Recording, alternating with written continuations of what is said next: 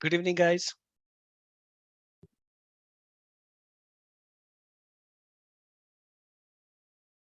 So welcome to today's session, which is fourth session in the series. So I hope you must have seen like the first three sessions. Okay, so I see many participants are still joining. So guys, let us wait for 2 minutes. Let's give an opportunity to other people to join, and then we will start. In meantime, if you have any questions so far on previous sessions we had, previous three sessions, so please feel free to post your questions in chat window and I will be able to answer them.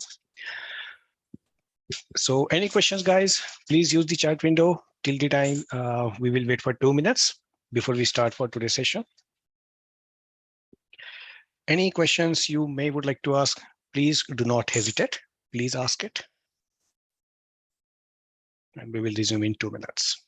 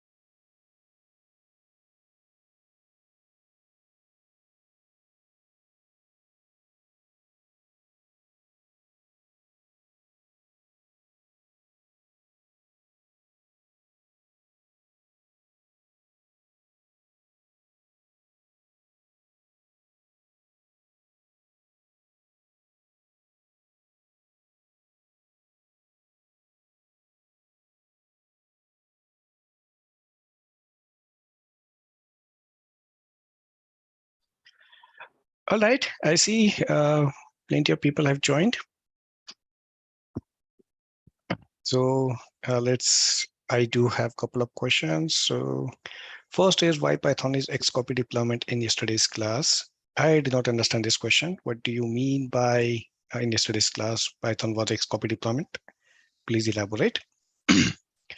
In meantime, next question is Maven's repository similar to NPM? In a way, yes or no. NPM isn't like, no, NPM is not a repository. Okay, NPM is practically a package manager. Okay, and when we say Maven repository, there is an do we have to say, if you have to say like, if you have to compare, so it will be a wrong comparison. So let me elaborate first. When we say a package manager, so package manager is something which will be responsible to install, to uninstall, to upgrade, to downgrade, to absolute the packages for respective platform.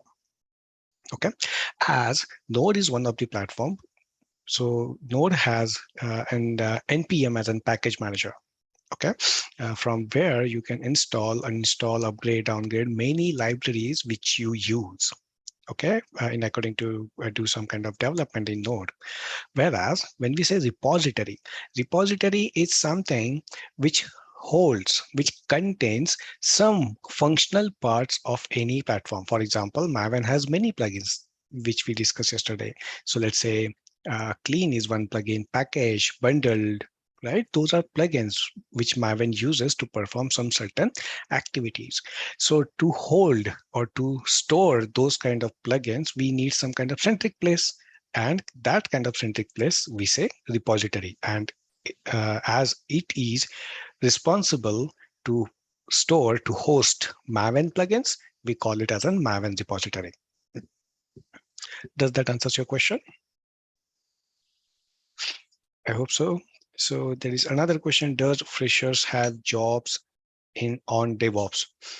Yes, definitely. Nowadays, DevOps is pretty much evolving and emerging field in IT industry, and many people, or rather many organizations, are trying to practice as they need something to go ahead and to manage their infrastructure, to manage their processes, to manage their cloud infrastructure, right? They need some kind of processes as they are like migrating, they are opting new cloud environments, they are developing new products. As long as those products and those processes will keep growing, it will be very tedious to practically manage them or to control them manually. That's why everyone is in need of some kind of automated tool or process. That's where DevOps is coming up, right? And nowadays, as everyone is moving towards so many new technology trends and everything, so obviously DevOps has a huge demand. Now, whether fresher will be entertained, uh, it is not about how many years of number of experience you have. Okay, please understand this fact. It is not about that, okay, I do have 10 years of experience, 15 years of experience, and I would like to go into any domain, not only in DevOps, right? And if despite very rich number of experience you have, if you're not able to perform, if you're not able to give some kind of output, do you think that number of years of experience does matter, right? It would be, practically speaking, it won't matter, right? It is, please understand, getting a job is not about how many number of years of experience you have. It is all about what you can deliver and what you cannot deliver. Okay, so if you can deliver what is expected, obviously you will be able to grab that job. Doesn't matter, you're a fresher. Does that answer your question? Who asked it, please?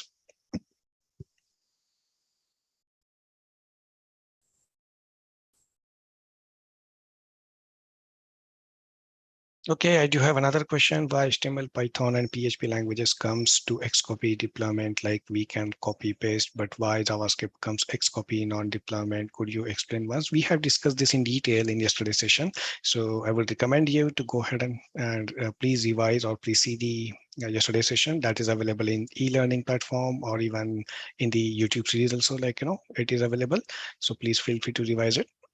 Answering it very quickly because they need compilation and everything. So you cannot simply copy paste the code and it will run. No, there are certain steps which you need to follow before you go ahead.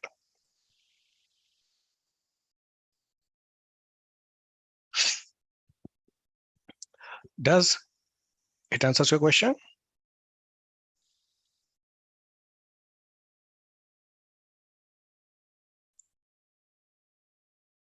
Okay, Python having compiler.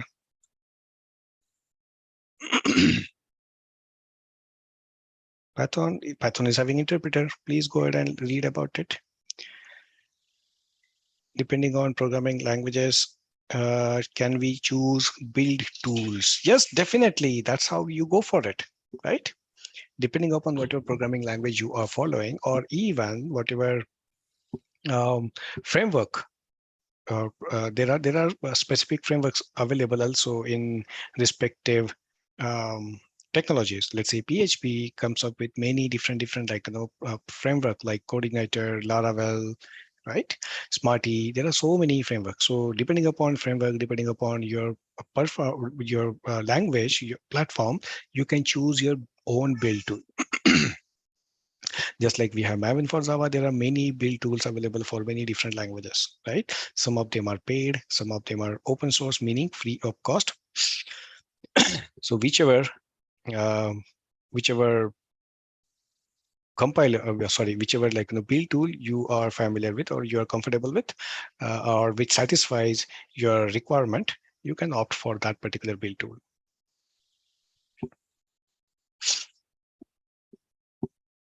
Okay, does that answer your question?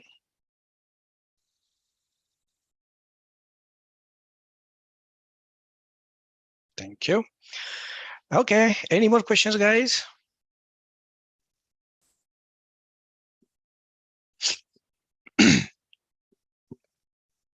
Okay, so no questions at all. Perfect. Then let's start with today's agenda. So guys, today we're going to talk about an important tool. Okay.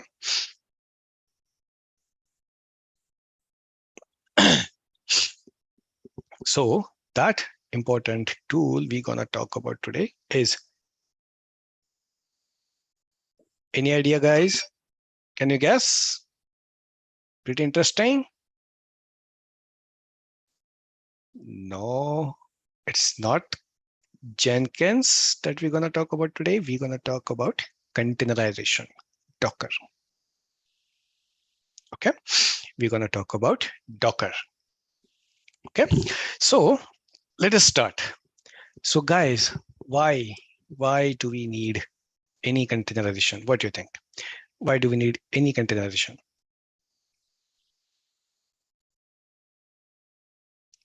Why we need containerization? We have discussed this in very detail in first session.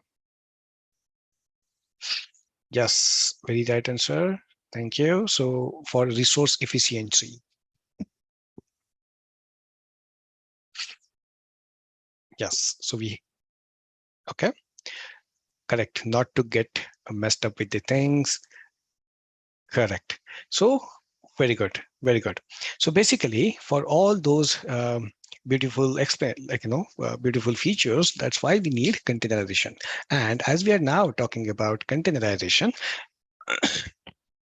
we will be using Docker as our container runtime. Okay, so there are several container runtimes available. So one of them is Docker. Okay, so Docker comes up with many options, right? Some of them, Docker comes up with paid options too. Docker comes up with CE, which is Community Edition too. Okay, which is free of cost to use for people like you and me. Okay, so now let us understand. First, let us understand what is the architecture of a Docker. Okay, so any idea, guys? Anyone has any kind of idea?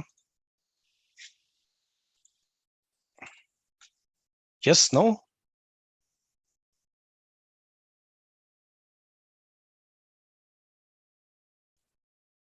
No idea? Okay. Then in that case, let me share my screen.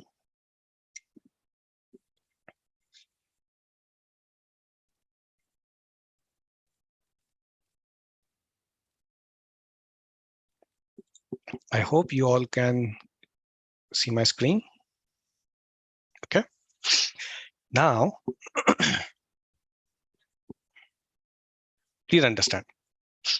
Now, when we are talking about Docker, okay, so please understand. Please understand. So what happens? There are two things. So very first thing, as we are talking about that we need some kind of lightweight tool to run our containers. Okay. And what we say a container, what is a container, we have discussed in the first session, right? Container is nothing but just a wrapper. Okay. Container is nothing but just a wrapper, which will allow us to put our necessary threads, necessary processes, our code, our all of the dependencies and libraries which we need to run our particular code. Okay, it might be a microservice, it might be database, it might be a front-end application, or even a web application. Okay, that doesn't matter. So first of all, please understand. So when we are talking about creating a container, obviously we need something, right? We need something in that container, correct? Apart from code, let's say we need Apache, we need Tomcat, we need Nginx in according to host any internet facing application, right? That's what we say a web server, correct? So why and where we can get this web server? So basically what happens, Docker or any containerization platform by default have created container images. Okay, by default they have created container images. So when we say container images, what are those images? So every third party or even open source, any kind of or utility or tool, that particular vendor have created those particular images. So when we say what is an image, okay, so understand one thing. In real life, if you want to launch an Nginx or Apache as a web server, okay, what all things you will have to do? What all things you will have to do? First, you will have to launch. You will need to have some kind of machine, right? Okay. On this machine, you will need some kind of operating system, right? So you will need some kind of operating system. Now, from this, on top of this, you will install your web server. Okay, so what is happening over here, if you practically understand, this operating system will have its own set of requirements, right? It will have its own set of requirement in terms of hardware, in terms of space, in terms of RAM, and on top of it, you will have this web server. So practically speaking, by having this operating system in place and on top of it a web server, it becomes a little heavy setup. Okay, why heavy setup? Because obviously we are not going to use every and all the features of operating system, right? So what we need from operating system is just several things. So by default, what those respective vendor did, is they took the essential part instead of the full operating system. They took only essential part from the operating system, which is required to run a web server. In this case, let's name it as an Nginx. Nginx is one of the web server. Okay, so let's say they took the essential part. Okay, and that's how they created this particular image. So obviously the image size is now much lesser because you only have the required features over there and not all the unnecessary things, right? Okay, so now by doing this, and every vendor, not only Nginx, but every vendor, everyone who have created a Docker images, they did in the similar way in general. Okay, so now all these images which you want to use or you can use, those all images are hosted in some centric place. Okay, those are kept on some centric place. Okay, and what do we call that place? We call that place as an registry. What do we call it? We call it as an registry. And there are many kind of images are available over there. Any type of images. Okay. Okay. If you want .NET image, and .NET image is there. If you want Node image, a Node image is also available there. You want any other image, so whatever kind of images you want, all those images are available over there.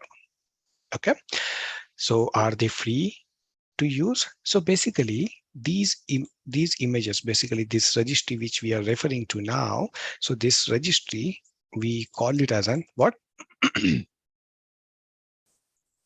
Image repository. Okay, image repository, or we call this as an Docker registry or image registry.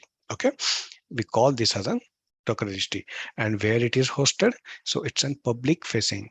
Okay, anyone and everyone can access it, and the URL is hub.docker.com.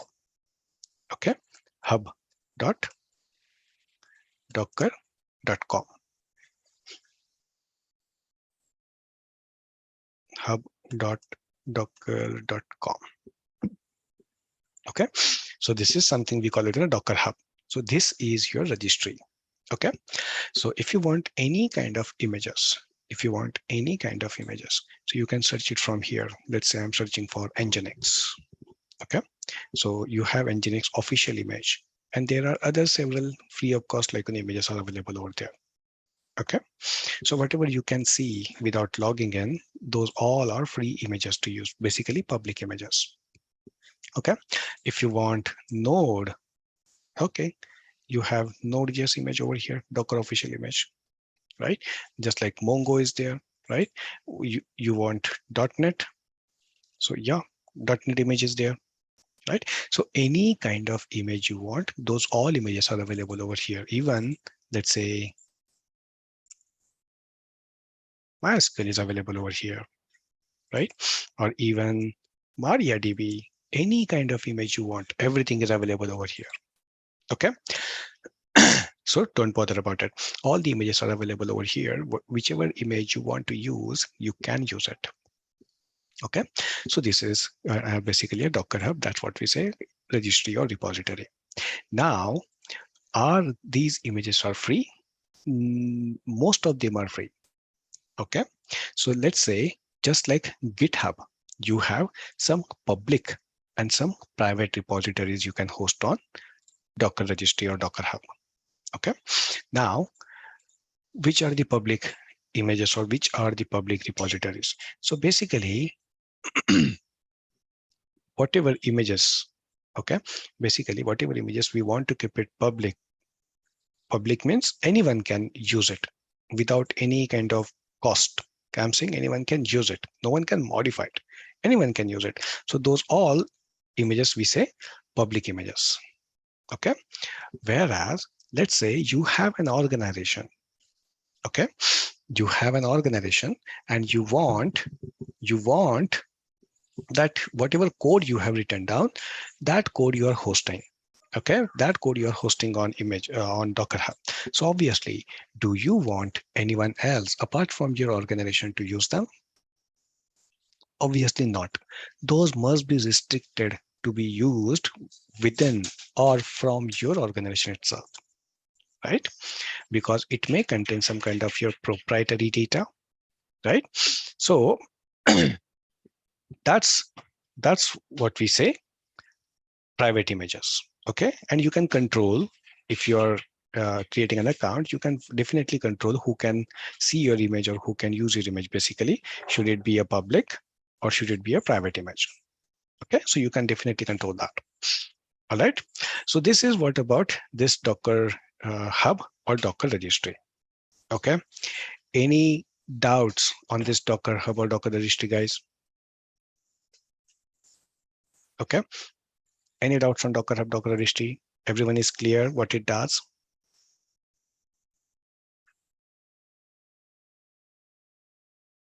Quick confirmations, guys, please.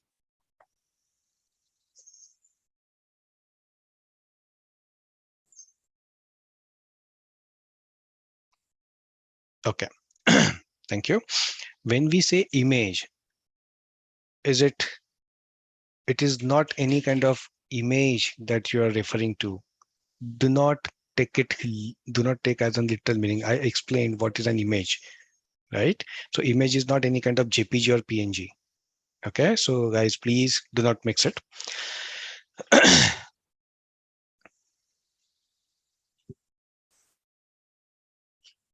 Okay, so everyone is clear?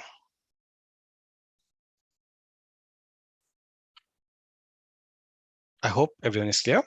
So now this is the one of the component for Docker architecture. Okay, now understand what happens. So whenever whenever you install Docker on any, whenever you install Docker on any machine, that machine might be on premises or probably um, on any cloud vendor. You might be like, hosting that machine probably on any Amazon EC2 instance or even a Google, Azure VM instance, anywhere you are hosting. So that's what we say, and Docker host, where you have installed your Docker. Okay, that's what we say, Docker host. Okay, now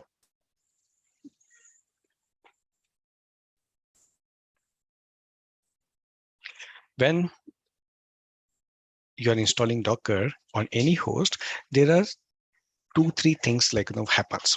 So basically, very first thing, what happens is a Docker daemon gets installed. Okay, what happens is a Docker daemon gets installed. Okay, and this Docker daemon, basically, what is a Docker daemon? This Docker daemon is you can consider as a background process, which basically is responsible for going ahead and running or all the containers or even creating the containers. Okay, running or creating the containers. Okay, that's what this Docker daemon is responsible for. Okay, now, now this Docker daemon, how it runs the container. So basically what it does, it runs container, and which container it will run. So whichever containers we will ask this Docker daemon to run. Okay, whichever container we will ask to this Docker daemon to run, it will run or it will deploy those containers. Okay, now I will simply name it containers. Okay, so it will run the containers. So obviously, in according to run the container, we need something, right? We need something to run the container. We need to keep something in the container so that it will run. Yes or no? Correct. So for example, you want to run Nginx container or you want to run any node container. So obviously you will have to put some code into that, right? And your code will require Node.js or PHP or whichever, or Java, whatever, your dependency, it will require that in according to run that. Correct. And from where you're gonna get all those things. So obviously now what will happen is you will have this Docker daemon basically stores Docker images. This will store Docker images from this Docker repository. Okay, it will go ahead and it will download all the required images which are essential or which are required to run your container. And from these Docker images, your Docker daemon, basically what your Docker daemon will do, understand the process, please. Whenever you are asking to run a container, okay, whenever you are asking to run a container, what is happening? This Docker daemon will go ahead and will look for that particular image. Okay, it will look for that particular image. So very first thing, where it will look for that particular image, it will look for that particular image on this Docker host only. Okay, on this Docker host only, it will look. If it do not get, if it doesn't get any Docker image, okay, if it does not get any Docker image, then what it will do, then this Docker daemon will basically go ahead and will download that particular image which is required to run a container. From where? From this Docker repository. Okay, and it will store that image into your Docker host locally. Okay, first it will look for that Docker image within this Docker host only. If it does not get that, then it will go ahead to and download it from Docker Hub. And why and how basically this Docker Hub will be, this Docker daemon will be aware about this Docker Hub.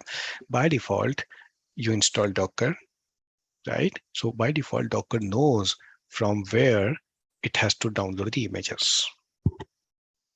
Okay, from where it has to download the image. It by default knows that. Okay, you don't have to worry about it. Once the image is downloaded, so it will be stored on your Docker host. Okay, now once the image is stored, you can go ahead and it will run the container. Okay, it will run the container. Now there are certain things.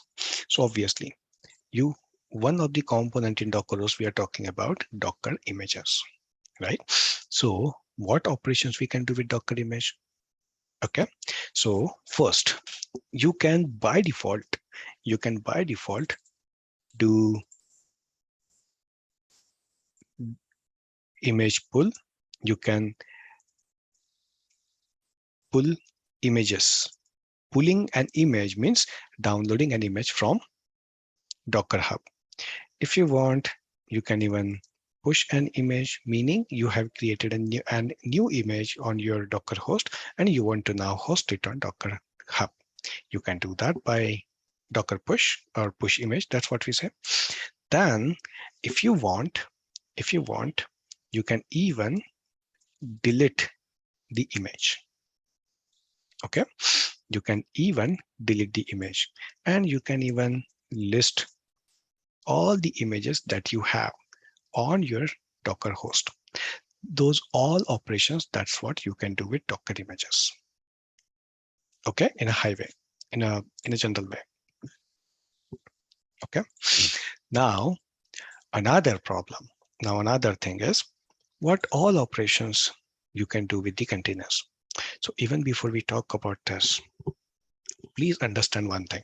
Okay, this Docker Hub, this Docker registry, it is basically keeping or using the versioning. Okay, so you might be able to see, you will be seeing that practically there are so many versions. Let's say if you talk about this MariaDB, okay, so you see this tag over here, this overview, what it will do, it will give you a documentation about how you need to use this image. Okay, so all the documentation is available for every image. Now on top of it, you have something called run tags. Okay, something called run tags. So tags means what? For simplicity, consider tags means versions. Tags means versions. Okay, now what happens? So these versions, generally, how we are specifying version, you might be able to see, like, I mean, till now, you might have seen versions like version 1.0, version 2.0, right? Version 1.2.3, something like this. Okay. Docker versioning doesn't work like this. Okay. Docker version doesn't work like this. So how Docker gives versioning to images, or basically tags to the images? So the mechanism is something like this: image name colon version. Okay, please understand, image name colon version. Okay, image name colon version. This is the way Docker gives, or Docker keeps maintaining versioning for images. Image name colon version.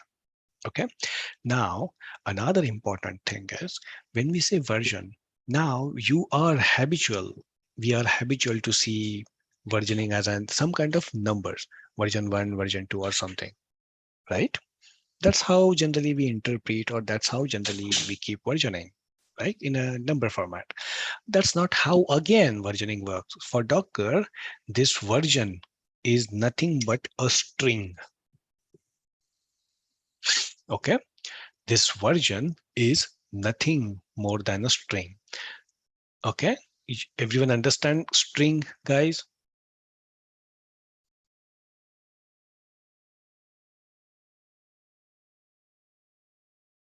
Right, everyone understand what do we mean by strings, right? Thank you. So now, so this string, okay, it can be anything. It can be a simple keyword or simple number, but it will be interpreted as a simple string only, right? So what happens, you can see image versions, like let's say if you head back to MariaDB, look at this, how many versions are there? So Jammy is a version, okay? 10.9.1-RC is a version, right? 10.9-RC is a version. It is a version. 10.8.3 is a version. Okay, so this is how versioning means. Just like that, okay, just like that, whenever you want to use an image, okay, so you want to pull, push, delete, list, whatever you want to do, you want to do these particular operations with a particular image only, then in that case, you will have to specify a version. Let's say you want to run a container of MariaDB, a database container. So obviously you will have to specify the version of the image which it should use, right? So now when you specify image, so you can specify something like this. Okay, MariaDB colon. Look at this. What is my image name? MariaDB. This is the image name. Okay, MariaDB. And now specify the version. I'm specifying 10.8.3. Okay, so MariaDB colon 10.8.3. I want to use this image. If you want to specify versioning or specific version of the image, this is how you're gonna specify it. Okay, is this clear? So now, if what will happen if I do not specify any version? If I just specify the image name, okay, because as there are different versions available, right? If you even look at this MariaDB, look at, there are so many versions available, right? There are so many versions available. Look at this, even 10th page, right? There are so many versions available for MariaDB, right? So now, now, if you want to use a specific version, you can specify. Now you understand how to specify a specific version name. But mentioning a version name, it is not a mandatory thing in Docker. You can only specify an image name. You can skip the version name. So in that case, obviously, out of these many images, which image Docker will download for MariaDB, right? There are so many versions available, correct? So in such a scenario, if Docker fails, if Docker fails to identify the version because we haven't specified it, so in such case, by default, Docker will download the latest image. Docker will download the latest image. Now, please do not get confused by the word latest. By latest, I do not mean that whichever image has been created recently. No, I do not mean by, do not take a literal meaning of latest keyword. Okay. Docker will download latest image means what? Docker will download the version which has this version as a latest. It does not matter that latest version is not recently updated. It is totally fine. Okay, but whichever version will have this tag latest, Docker will download that. For example, if I do not specify the MariaDB's image version, by default, Docker will use which one? Look at this image, because it has the tag latest. This is the default behavior of Docker. Okay, it is default behavior of Docker. Okay, if you don't want to use the latest version, go ahead and mention your particular version name. All right. So this is how basically versioning happens in a Docker. Okay. Now, this is all operations. These are all operations that you can do with this Docker images. Okay. These are all operations that you can do with Docker images. Now, what happens is, when you run a container, okay, when you run a container, what happens? Docker daemon will obviously go ahead, will look for that particular image, okay, on your Docker host. If it fails to get that, it will go ahead and it will download it from your Docker registry. Okay, once it is downloaded, now what happens is a container will be launched. Okay, and a container will get a name. So it is optional for you that to specify a name for a container. It is optional, but if you want, you can specify. Okay, but if you do not specify the name of the container which you want to run, what will happen is Docker by default will give any random funny name to your container. Okay, any random funny name it will give to your container. All right, and now once that happens, your container will run. Okay, your container will run. Is this clear, guys? I hope this is clear. Okay, now what all operations you can do? What all operations you can do in a container? Okay, with a container. So basically, just like this, you can go ahead, you can run a container, right? You can start, okay, a container, you can stop a container, you can kill a container, you can remove or delete the container. Okay, these are all operations that you can do with a container. All right, these are all operations you can do with a container. Okay, but now the question arises. Now Docker daemon is doing everything, right? It is running a container, it is stopping a container, starting a container. But from where we will communicate with Docker? I mean, we have to communicate with Docker, right? Correct? So we will be communicating with Docker using Docker CLI. So when you install Docker, by default, a CLI is getting installed. And by connecting to this host itself, you can specify instructions to Docker. Instructions meaning what?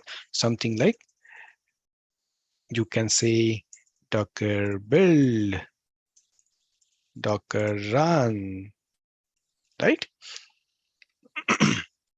Docker pull. These are all things, basically all these operations which you want to do, you can do with this Docker CLI. All right. Okay. So this is basically how a basic Docker architecture is, guys. Okay. This is basically how the basic Docker architecture is. Okay. Now, before we move on, please let me know. Do you have any questions so far? Okay. So there are so many chats. I'll just go ahead. Okay, so I do have use of Docker registry. Okay, I hope now you understand what is the use of Docker registry. Docker is a free or a paid. So yes, Docker Hub comes up with both of the version. If you want to use it for free, it is free. If you want to host your private images, it is paid. You will have to go ahead and pay some amount over there. You can check the pricing option, something like this. So you go to Hub and you can see the pricing option over here. And you can see for personal use and unlimited public repository. It is public repository, okay? There is no cost. You can create an account and you can start using it, but you do not have any kind of option for private repository. So whatever repository or whatever images you will create, so all those images practically would be public. Anyone will be able to use them. And for there are certain plans for professional individual, you can go for this plan. For teams, for enterprise or business, you have these kind of plans. Okay, so you can go, and there are obviously, as long as your costs are increasing, you are also getting some different features, right? So you can go ahead and you can compare. There is a link over here. You can compare and you can see whatever suitable plan, and you can buy that. You can opt for that. Okay, so this is what basically this Docker registry is. Okay, I hope it answers your question. Then I do have another. There are so many questions, so okay, I will answer one by one. Okay, without Docker images, we cannot run containers. Yes, obviously, without Docker images, you cannot run a container. What you will keep in a container? right? You have to keep something. And Docker image is the way to put something in the container. Okay. The available one in the Docker host or the latest one from the image registry. I do not understand this. Okay. Um, no Docker image, we cannot run a container. I just answered. I hope it answers your question. Okay, where we give MariaDB in Docker. Okay, I do not understand this question. Please elaborate. All the containers share the image data from Docker images in Docker host. Not you cannot say sharing the data. You can say all the Docker host by default downloads or gets the Docker images from Docker Hub. Okay. Is Docker a front-end operation? Not at all. Docker is a platform where you host your container. It can be front-end, back-end, or it can be anything. If you don't have any Docker image, okay, container can run. I answered this question already. Is Docker only monopoly in the market? Not at all. There are many other container runtime available, which I already explained. Docker is one of them. Then you have Container D, which is open source, Cryo, which is also open source. You can go and you can even use that.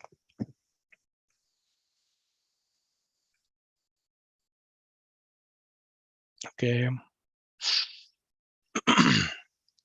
What to do if we want to update an image? Basically, in such scenario, if you want to update an image, you need to create another image with the same name, but this different version number, right?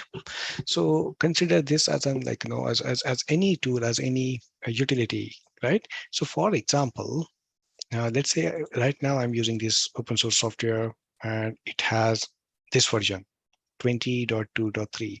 What the developer of this, whoever have developed, if they want to add additional functionality, a new feature, what they will do? They will obviously create a new version, probably 21.0.0 or whichever is feasible, right? So that's how the tags or versioning you will be also using. Okay. Can we get a demo? Oh yeah, we will be seeing that. Okay.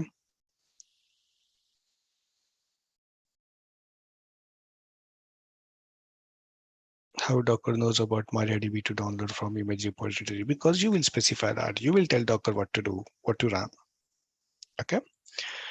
So we can update the image. You cannot update the image. Image is an absolute thing.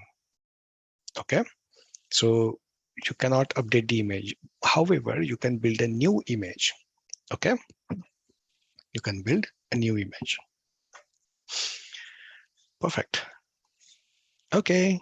So any more doubts, guys? Do you have any more doubts?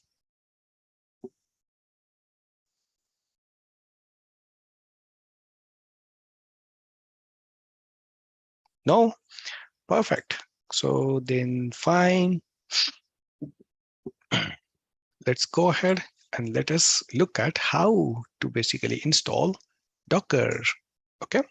So to install Docker, there is no prerequisite. Okay. But however, you can go to Docker website, docker.com.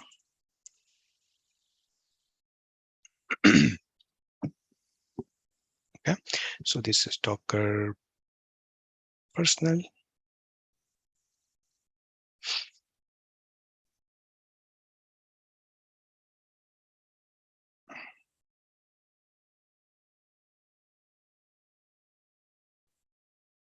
These are docs, and you can see Git Docker. So you can always refer to the documentation. All right. And you can see where you want to install Docker on Mac, on Windows, or on Linux.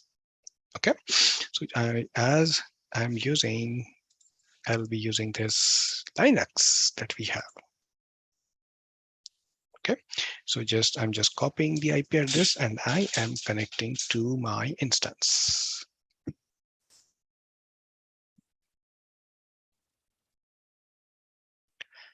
SSH.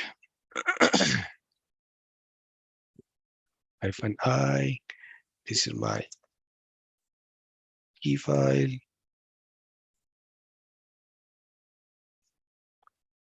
Okay. Sorry, I need to give space.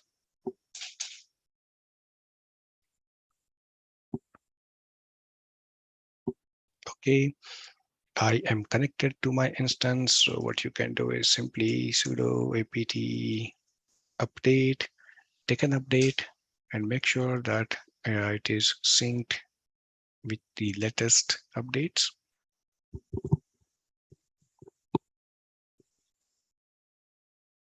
All right, so now we have synced this. Okay, so now let's head back to the documentation.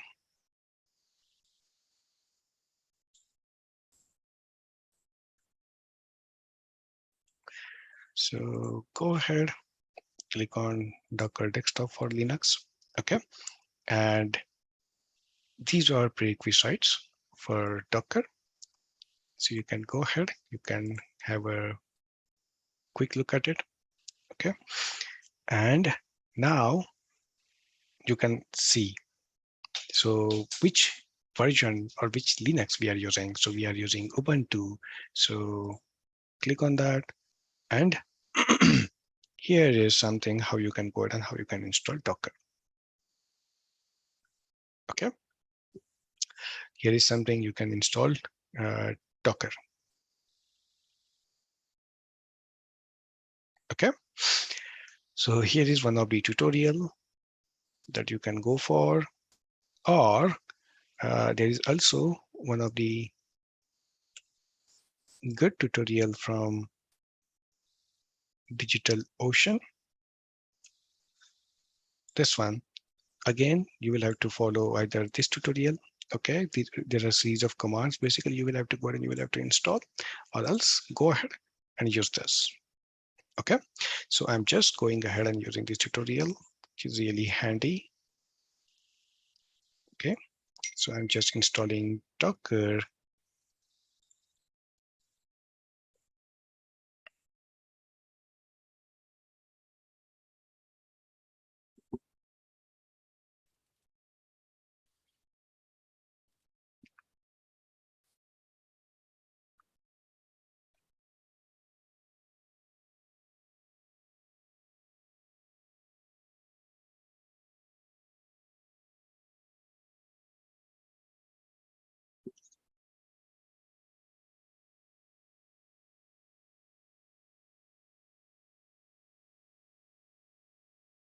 So let's wait for it to be completed. Okay, it's complete now. So I'm adding the repository.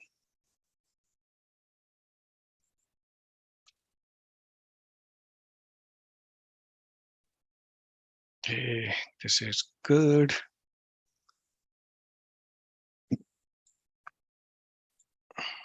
And I'm just now installing Docker CE. Docker CE stands for Community Edition. Okay. And that's what the Docker installation is. So let it complete.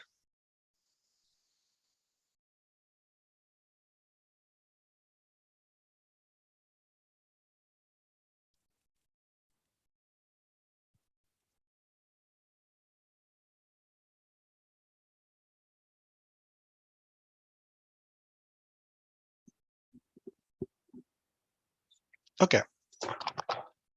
So now, if you want to check the status, if the Docker is running or not, simply say sudo systemctl status Docker, and you will be able to see Docker is active and running. Okay. So that's fine. Now we have installed Docker. Okay. So do we have any doubts, guys?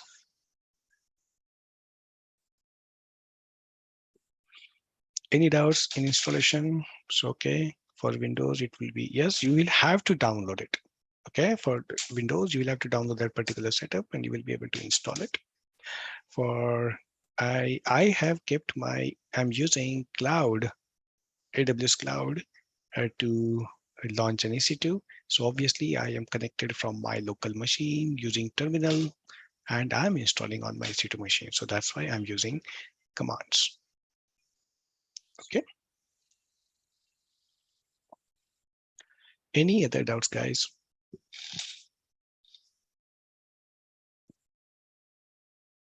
Okay. So if there are no doubts, then that's what the installation all about. So let us take a quick break, guys. Okay, let's take a quick break and we will be back in almost 12 minutes. Okay, and we will be resuming by 8:10. Okay, we will be resuming by 8:10, and then we will continue with the demo. Okay, perfect. So thank you, guys. Let's see you by 8:10.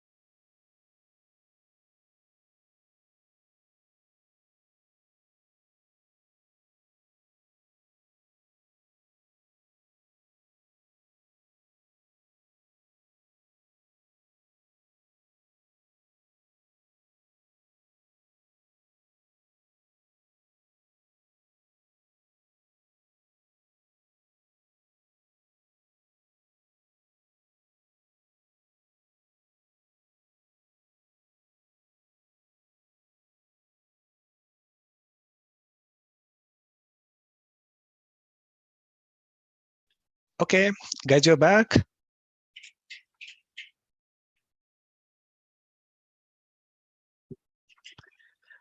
Thank you. Thank you for response. Okay, so let's now go ahead and let us start exploring like in a Docker practically. So now, guys, till now, what we have did so far, we understood the Docker architecture, different components of the Docker, right?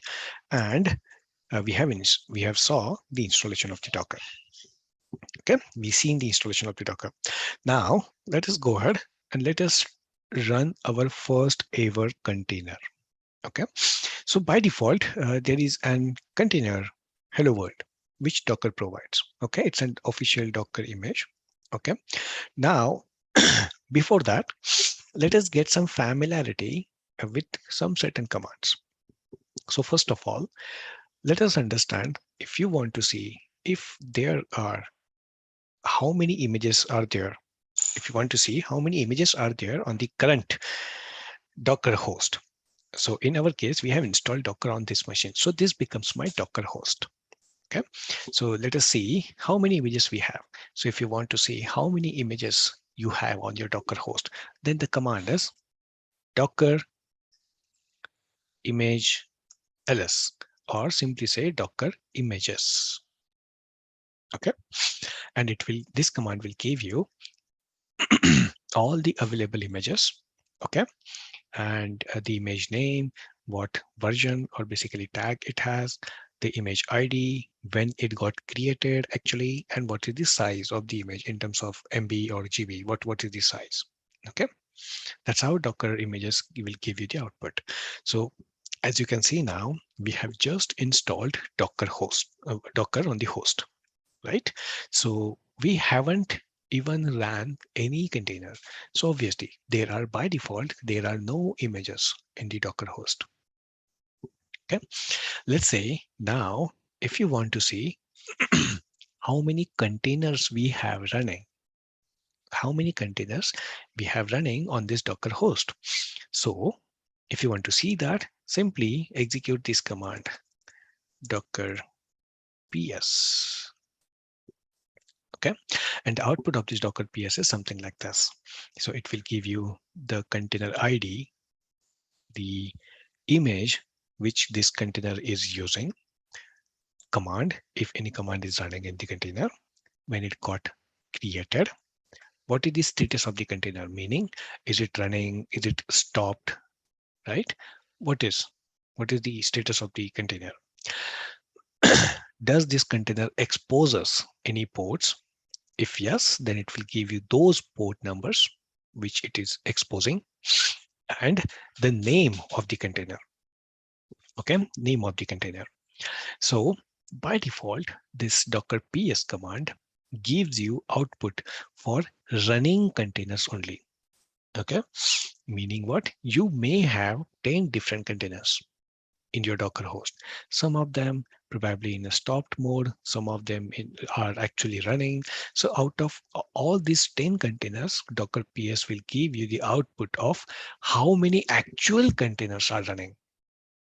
Okay, how many containers are actually running at this moment, at this point in time.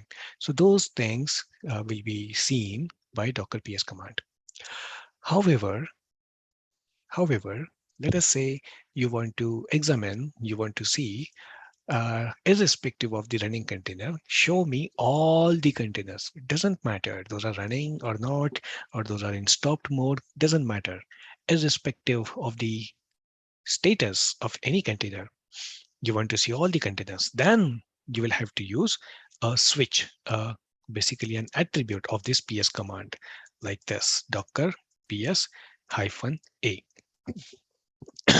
Docker ps hyphen a, meaning what? Hyphen a stands for all. So now this command will give you all the container. Doesn't matter, is it running or not running? Okay, so that's how you can go ahead and you can see that. Okay, now we want to run a container. Okay, so the command in according to run a container is very simple, docker run. And over here you need to give image name. Okay, from here you need to give image name, meaning what? Docker, we are instructing Docker to run a container from this image. For simplicity, this is how you can interpret. I will repeat one more time. We are instructing Docker to run a container using this image or from this image. Okay, so this is a basic syntax of Docker run command. Okay, now you have to specify an image name. So there is an image, by default there is an image which will help us to even inspect, to examine that whether my Docker installation is right or not. So that image name is hello world. So you can see hello world. Okay, whenever you are clicking on the image, you will, as I already shared with you, you will be able to see two tabs, overview and tags. Overview basically is nothing but documentation of the, related to this image. Okay, that how you can use this image, what are options and everything. Okay, so you can basically go ahead and look at this overview. Please make a habit whenever you want to run any image. So please always make sure to read the documentation overview, and from that you will be able to understand whether this image is really safe to use, or is it will it be fulfilling your requirements, all those things. Okay, now if you practically understand in the, if you go ahead and look at the tags, there are so many tags, there are so many versions basically available. Nano server 1809, right? Linux nano server 1803, right? There are so many different versions available. And as we have already learned, if you do not specify any image name, then which image version it will use by default? Which image version it will use, guys? Come on. Any thoughts? Latest. Correct. Right? So let me show you. Let's go ahead and let's run our first container, Docker run.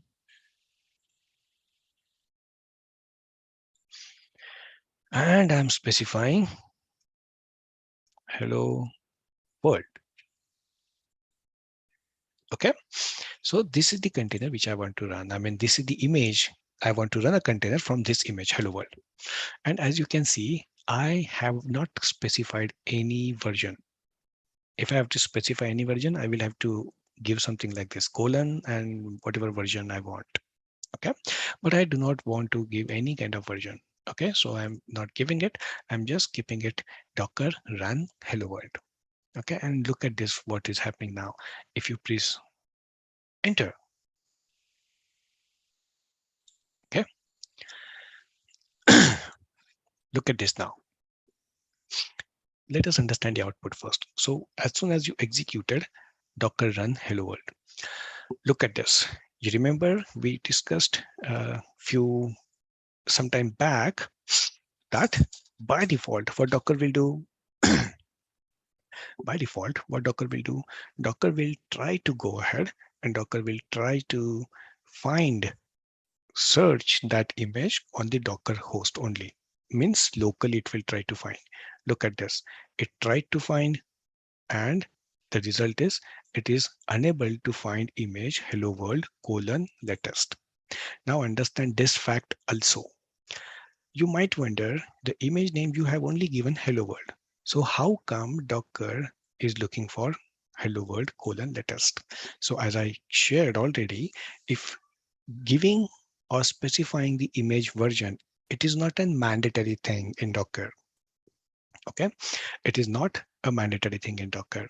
However, as there are so many versions available for any image, if you do not specify any image version, then by default, Docker will try to find a version named latest. There is a difference, guys, latest version and version named latest. Okay, and we talked about it. So please do not get confused with this analogy. So now It tried to find the latest version. It failed. So that's why it started pulling from library. Library means what? From Docker Hub. Okay, from Docker Hub, and it pulled. This is an image ID, so it pulled the image. Pulled meaning what? It has downloaded the image from Docker Hub. Okay, it downloaded the image from Docker Hub, and this is the digest, and here exactly your container started executing. Okay, this is the output of your container. Hello from Docker till here. Whatever code was written down in there in that image, it has executed, and this is the output of that. And your container execution is done, and now you're again back. Okay, so two things have happened. First, it has downloaded the image and it ran the container, correct? So now let us go ahead and let us check, do we have any image now in our local host, in our Docker host? So how can we check how many images are there? Docker images. And can you see the image name, hello world, and what was the tag? Latest. This is image ID. It created 10 months ago, and this is the size of the image. Right? Understood, guys? So now we also can verify whether that container actually ran or not. So to see container, it is Docker PS. And you can see it is not showing any container because container execution is already completed, right? Container execution has already been completed. So obviously what Docker PS will give you, Docker PS will list down all the running containers only.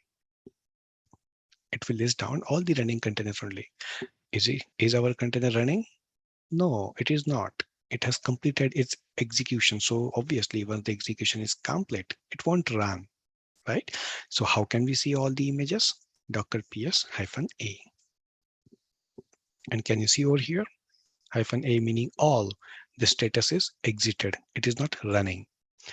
And Docker PS-A, as we already discussed, will give you will list out all the containers irrespective of their statuses, right? And look at this. This is container ID. Okay.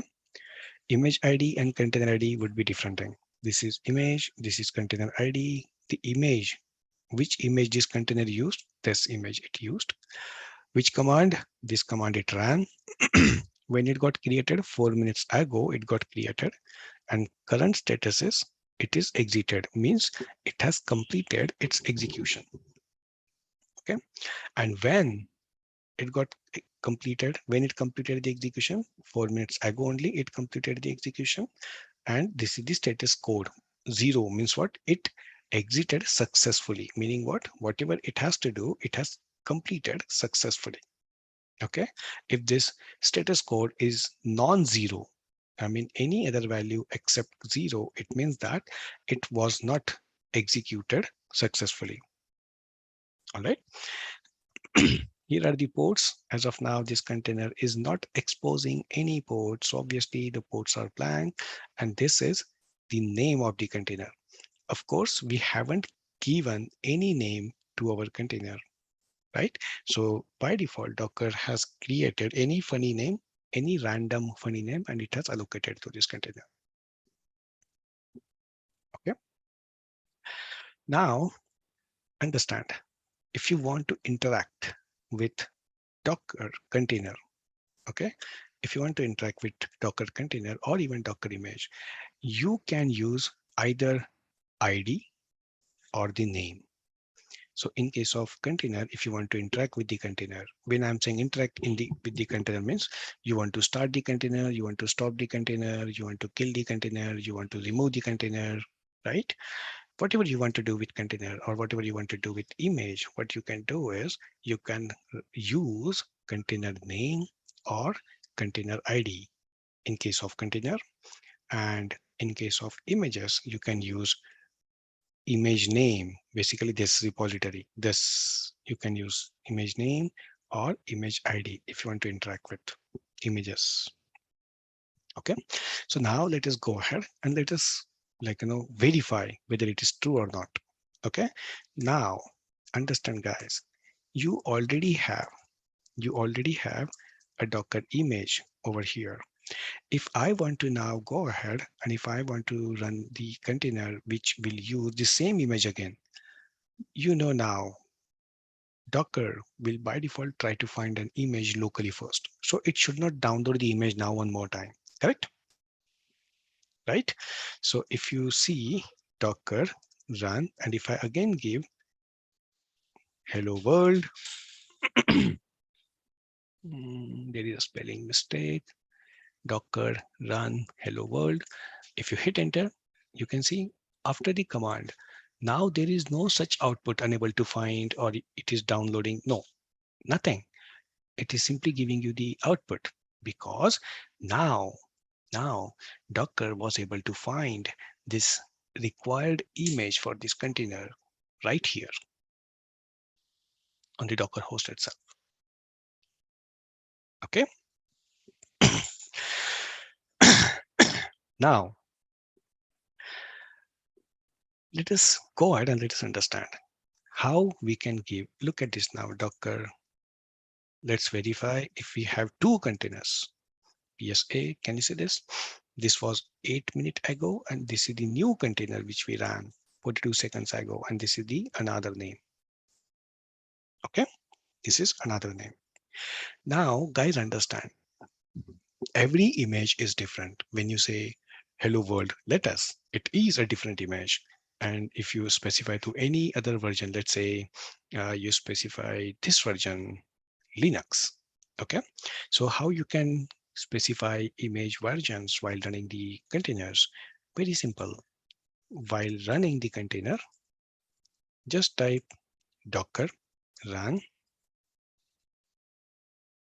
hello world, and now colon specify your version. And which version we want to use? I want to use version Linux. This version of the image. Okay. Please make sure whatever version you are giving, it has to match. It has to match with the available versions, right? For example, Linux version, this tag is available with this hello world. So obviously Docker will be able to find it on Docker Hub. If I give something else, let's say I give Linux 2, you see, it failed because there is no such version for hello world image Linux 2. Do you understand? Okay, so please make sure that you are using correct versions. Okay, now if I use the correct version, what's gonna happen? Look at this and understand this very clearly. You are now asking Docker to run a container from which image? From this hello world image, but which version of this image? This Linux version of this image. So now if you verify it,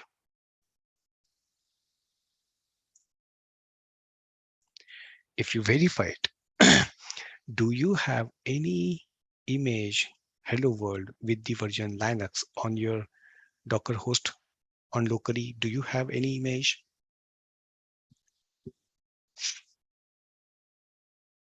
Come on guys, responses. Do you have any image? No, you do not have. So what's going to happen? What's going to happen now? You know the default, you understood the default behavior of Docker. First, Docker will try to find an image locally. If it fails, so what it will do? It will download, it will pull from Docker Hub. So if you see now, Docker run hello world colon Linux. So do you see when you ran this container, it looked for hello world Linux locally. It was unable to find the image. So that's why it started pulling, right? And it pulled, and here is the output of this container, right? Here is the output, correct? Okay. So if you now see Docker ps-a, we should be able to see three different containers now. First two containers which we executed, we ran, those were from hello world image, and the latest one is from hello world Linux version, right? And just like that, now if you see Docker images, we should be able to see two images, hello world, which is first is another version, latest hello world Linux version. Okay. So now if you want to, let's say, interact with containers, for example, I do have this Docker containers, these three containers. Okay. If you want to interact with them, let's say I want to remove this container. Okay. So the command is Docker remove, and you need to give what? Container ID. Okay. Either container ID, or you can use this container name, which you can see over here. These are random container names, random and funny container names, which Docker will assign them. Okay, because we haven't provided any container name yet while running any container, correct? So if it do not find any container name which we have given, then Docker will go ahead and by default it will assign random funny container names over here. Okay, so either if you want to interact with containers, either use container ID or container names as per your convenience. Okay, so this is the basic syntax. So Docker rm, and I have removed this container. So if you see now, Docker ps-a, now we should be only able to see two containers, not three. You see this? This container C537, it has been removed. There is no such container now. It has been removed from our Docker host, right? So you can specify, you can remove the container by specifying this command Docker rm and the container ID. If you want to specify, I mean, if you want to, like, let's say, um, multiple containers, you want to do the same operation with the multiple containers, then you can also specify multiple container names or container IDs over here. For example, I want to now remove both of these containers. So you can specify Docker rm, which stands for remove, and use container ID or container name. So now I will show you using container name. So this container name space, do not use comma for specifying multiple containers or image IDs or name. Do not use comma, use space. Okay, use space. And now I'm specifying Docker rm. This is the first container name I want to remove. And this is the another container name which I want to remove, and I'm bifurcating them using space, single space. And once you hit enter, you see it's gonna print the container names. Okay, meaning what? Docker has completed required operation, it has completed required action on this container and on this container too. So now if you see Docker ps-a, we have removed both of the containers. So we should not be able to see any container lying around in our Docker host. So you see Docker ps-a, nothing is there. We have removed all three containers. So this is how you can interact with any of the containers or images. Okay, so just like this, if you want to interact with images, you can do in a similar way. Let's say I want to remove both of these images. Okay, so what happens is you can go ahead, Docker, okay, and RMI, remove image, remove image, and you can specify now either image ID,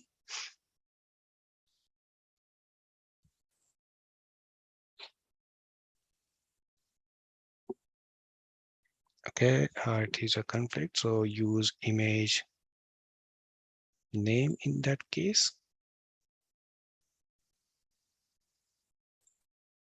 and specify the version because you have both images with the same name. So specify version. And now I will specify Linux, right? So now if you see Docker images, you see no images lying around here. This is how basically you can go ahead and you can interact. Okay. So any questions, guys? Any questions you have till now? Okay, so I do have.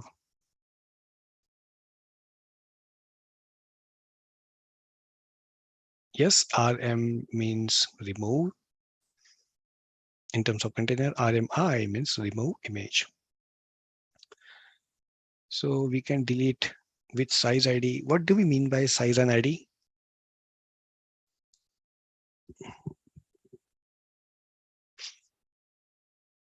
What is log4 shell? Okay, how this tag let us been given to an image among different versions. While creating an image, you can specify how you can go ahead and how you can basically tag those images. Okay, while creating, you have to do that. Is there any GUI to do operations with containers? That depends upon what operation you want to do. Okay. There is an UI available with Docker Desktop but which is very limited, and you cannot do everything and every time with the GUI. So you will have to use command line certain times. But yes, it is very handy. So don't afraid of the command line. Okay. Image ID created size columns. We can delete with size. I mean, what kind of question is this? Size is the size of the image. How can you use size to delete something? It is just a size of that. If you want to delete, you have to either use image ID or rather ID or name. If there are multiple things with the same name, then also use tag or version to do whatever operation you want to do. Does Docker only for images or any other formats? I do not understand this. Can you please elaborate?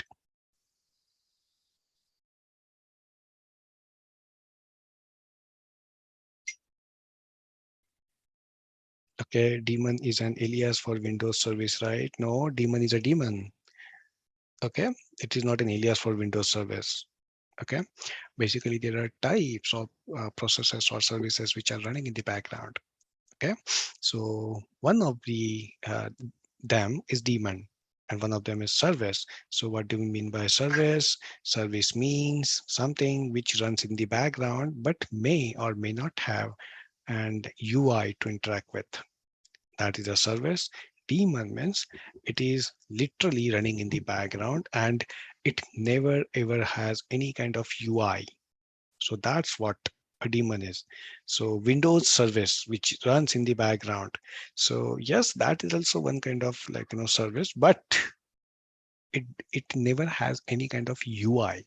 So such kind of programs, we refer to them as an daemons. Okay, does that answer your question? Okay. Operations only for image or any text contents. No, I do not understand this question. So please elaborate a little bit. I mean, operations only for image or any text content. I do not understand this. Okay. Please be specific while asking the question.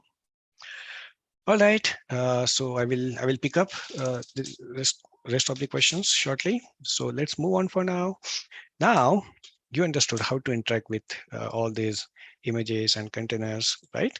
So now I will show you, let's move on, and I will show you how to give names to container. Okay, so let's say, for example, what happens, I want to go ahead and I want to host my own website in a container. Okay, I want to go ahead and I want to host my own website in this container. How can I do that? Okay, so for example, there are now, first of all, we need one image for that.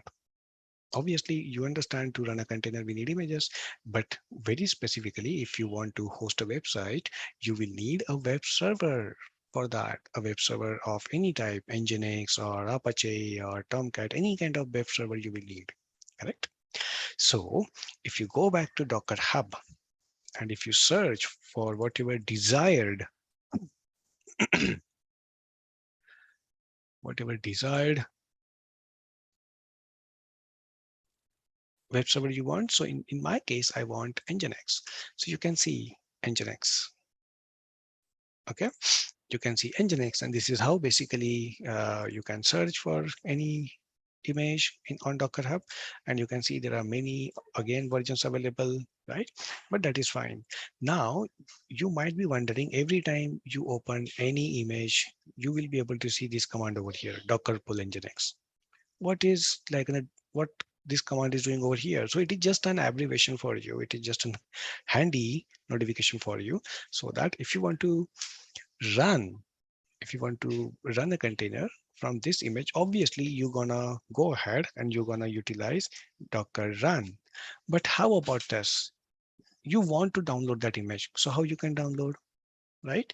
You understand that whenever you are running a container, what is happening if that image is not there on the local Docker host, what it will do, it will simply download that from Docker Hub, right?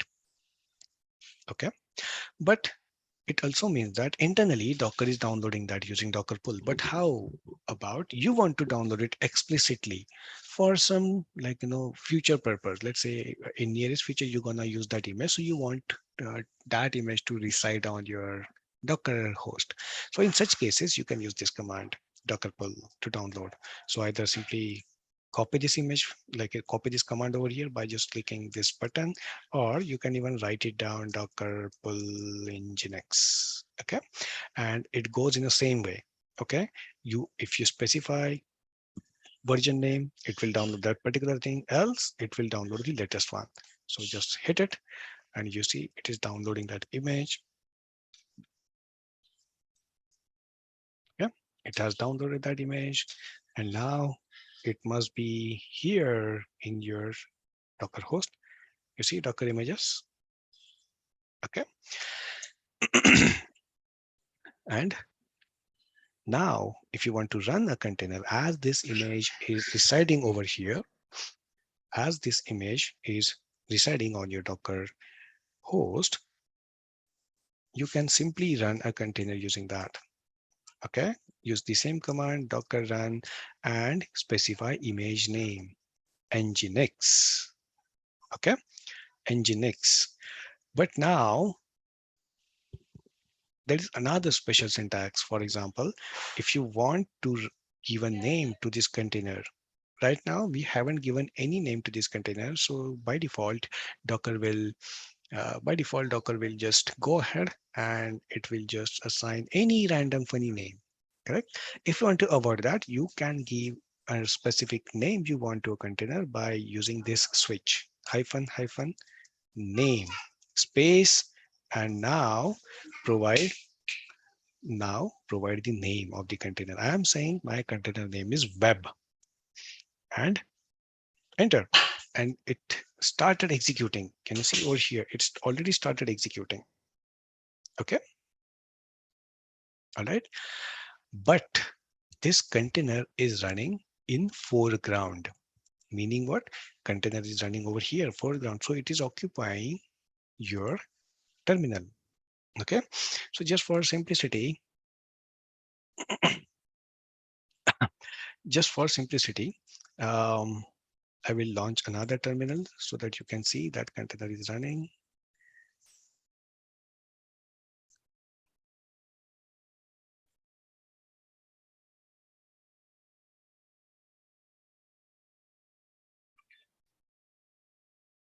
And this is my IP.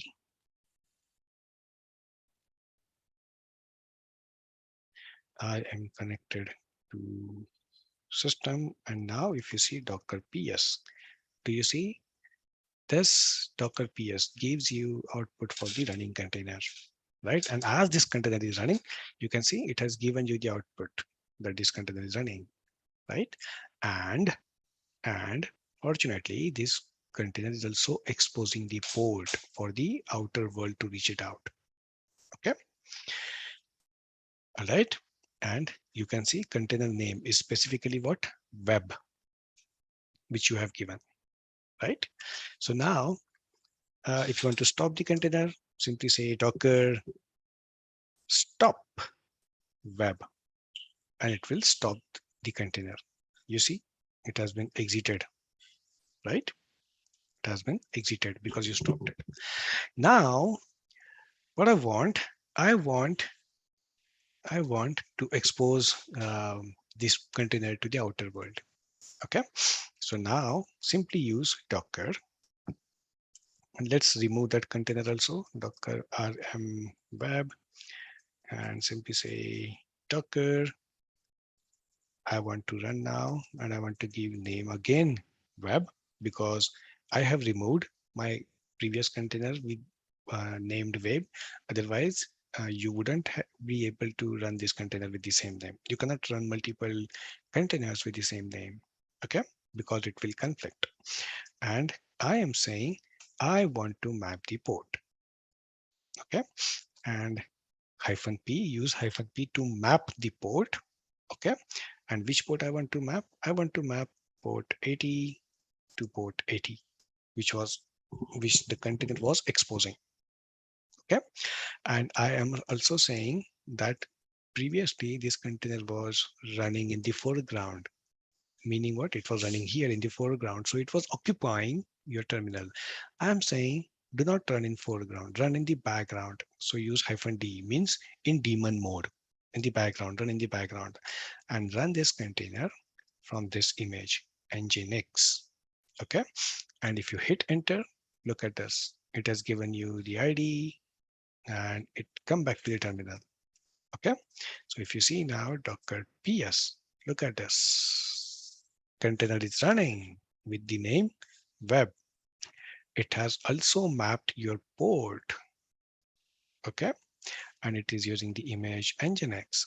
So what does it mean? It means that if you now go ahead and use the IP address of your Docker host, and if you put it here, you should be able to see and welcome page of the nginx, which basically that container is hosting.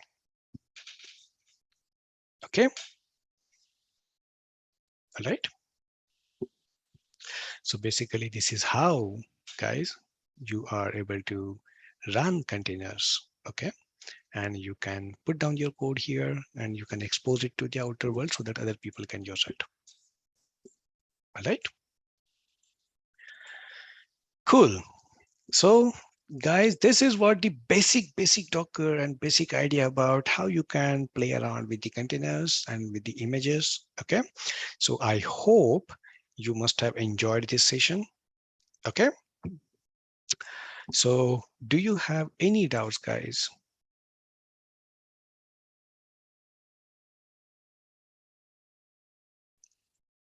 Anyone has any doubts, guys? Any doubts so far? Okay, I have one sentence port mapping. I mean, what is that? What do you want to ask? Can you please elaborate? From container to local PC? No, we are not basically working on local PC anywhere. We are working on host, right? Docker host. So basically, we have exposed the container port to the Docker host, so that all the traffic which is coming to that Docker host should get redirected to that container.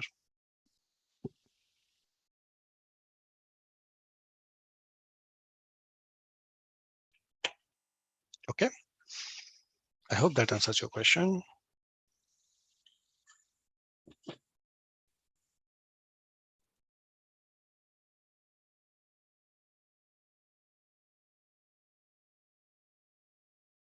Yes, you can go ahead and you can done that. Yeah, please feel free to leave if you have something important to address. Please feel free to leave.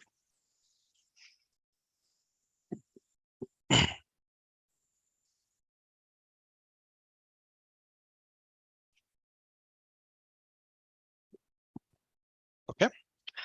So all right. So if there are no more questions, guys, then that is all for today. Okay. And we will meet tomorrow, guys, with the next topic for the next session. Okay. So that is all for today. Thank you, guys. Thank you, and have a great time ahead. And thanks for attending our today's session. Thank you, and have a good day. Bye bye.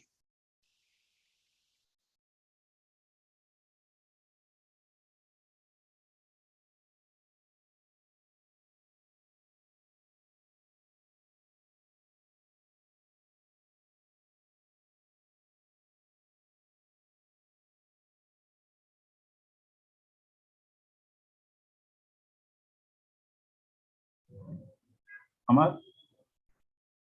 One moment. Attendance link not working. Can you post attendance link once again, Tirunal? Okay, okay. Yeah.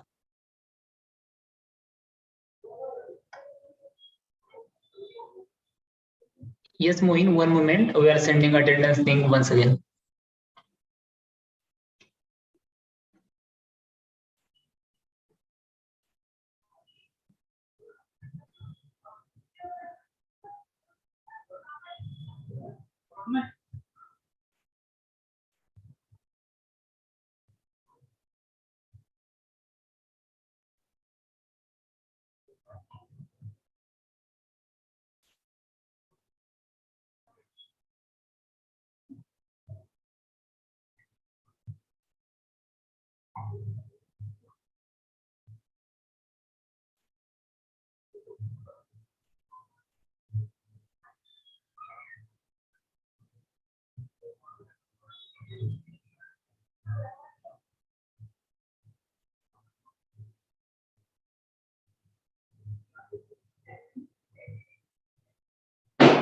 I shared the attendance link chat box. If anybody is remaining, please fill now.